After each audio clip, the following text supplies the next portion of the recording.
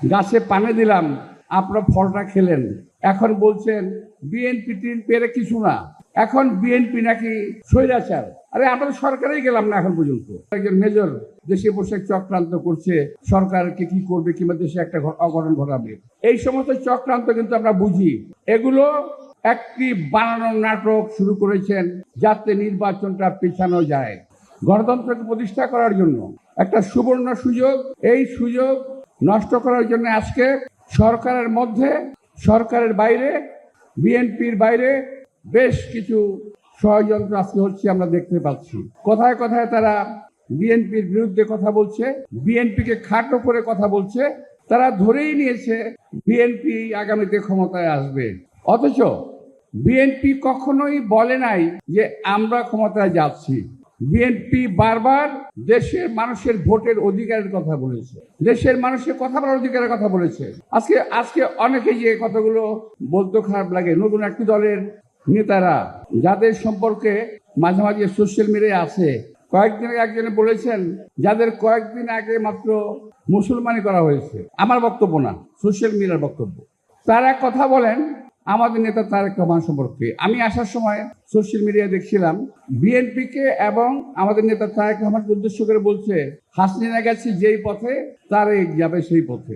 এটা কোনো রাজনৈতিক স্লোগান নয়, দেশকে সুসংগঠিত রাখার স্লোগান নয়, এটা গণতান্ত্রিক ঐক্যকে বজায় রাখার স্লোগান নয়। আমরা এবং আমাদের নেতা সবসময় এই সরকারের প্রতি সহযোগিতার হাত বাড়িয়ে দিয়েছে, বারবার বলেছে সহযোগিতার কথা।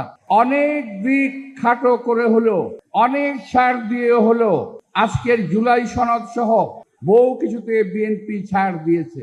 তারপরও কালকে একজন বলছেন যে যদি এইটা না হয় তাহলে নির্বাচন হবে না, যদি ওইটা না হয় তাহলে নির্বাচন হবে না, যদি এইটা না হয় নির্বাচন হতে দেওয়া হবে না। এক ফ্যাসিবাদকে তাড়িয়ে আরেক ফ্যাসিবাদকে আনবো না। আমরা তো তাই বলছি, এক ফ্যাসিবাদকে তাড়িয়ে আরেক ফ্যাসিবাদ আমরাও আনতে চাই না, আমরাও প্রতিরোধ করব।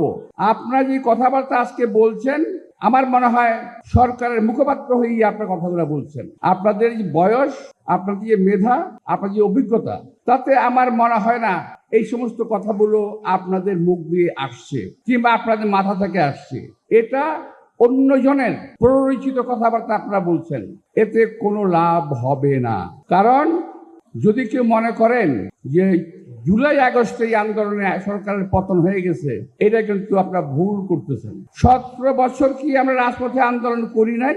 যদি জুলাই আগস্ট না হতো আরেকটা মাসে হয়তো বিএনপি আন্দোলন করে সরকারকে ফেলে দিত। আমি একটি কথা বলতে চাই, অনেকে গ্রহণ করতে পারেন, নাও করতে পারেন। সম্ভবত 28শে অক্টোবর আমাদের একটা মহাসমাবেশ ছিল, 23 সালের 28শে অক্টোবর সম্ভবত, আমার ভুল না হলে। সেই মহাসমাবেশে সরকারের পতন হয়ে যাওয়ার কথা ছিল, চক্রান্তের কারণে সেদিন সেটা হয়নি। সেই দিন যে জনসমাবেশ হয়েছিল, ওই সমাবেশ থেকে যদি ঘোষণা দেওয়া সম্ভব হতো তাহলে এই সরকার থাকে না। ওই দিন যেভাবে গুলি করেছিল বিএনপির মিছিলের উপরে, মিটিংয়ের উপরে, বিএনপির নেতা কর্মীরা আহত হয়েছিল, এটা ভাষায় প্রকাশ করা যাবে না। মঞ্চে আমরা অনেকেই ছিলাম, এখানে যারা উপস্থিত আছেন অনেকেই মঞ্চে ছিল।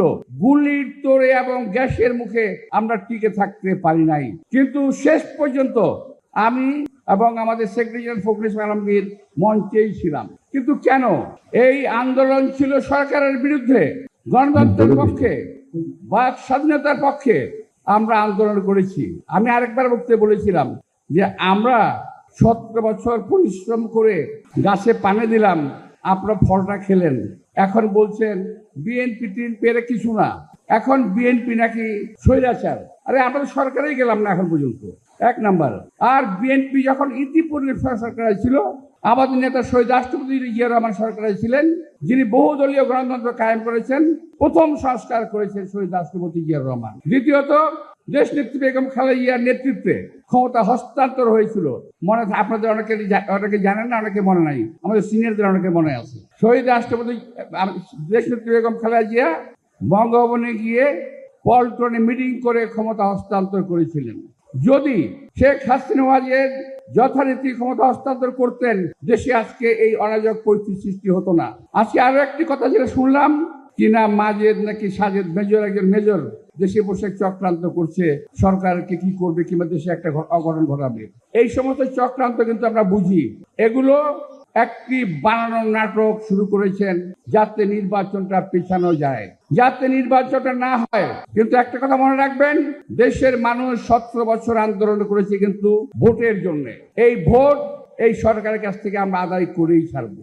সরকারের পিছনে, সরকারের ভিতরে বাইরে যতই ষড়যন্ত্র চলুক, কোন ষড়যন্ত্রকেই বিএনপি অপ্রতিরোধ্য মনে করে না। ইনশাআল্লাহ আমরা আমাদের নেতা তারেক রহমানের নেতৃত্বে গত 17 বছরের মতোই আগামীতে প্রয়োজন পড়লে আরো 17 বছর আন্দোলন করব, কিন্তু কোনো অরাজক পরিস্থিতি কিংবা কোন স্বৈরের শাসককে আমরা প্রতিষ্ঠিত হতে দেব না। আমি স্বৈরের শাসকের কথা বলছি এই কারণে, কয়েকটা বাচ্চা ছেলে পেলের মুখের কথায় মনে হচ্ছে তারা যা বলবে তাই দেশের লোকের মানতে হবে। আমরা তাদের বড় বাপদাদার চাকর বাকর মনে হয়। দেশের মানুষকে তারা মানুষ মনে করে না, দেশের নেতৃবৃন্দকে তারা নেতা মনে করেন না, মনে করেন তারাই নেতা। কারণ গদির লোভ পেয়ে গেছেন তো, এরা আর ক্ষমতায় ছাড়তে চান না।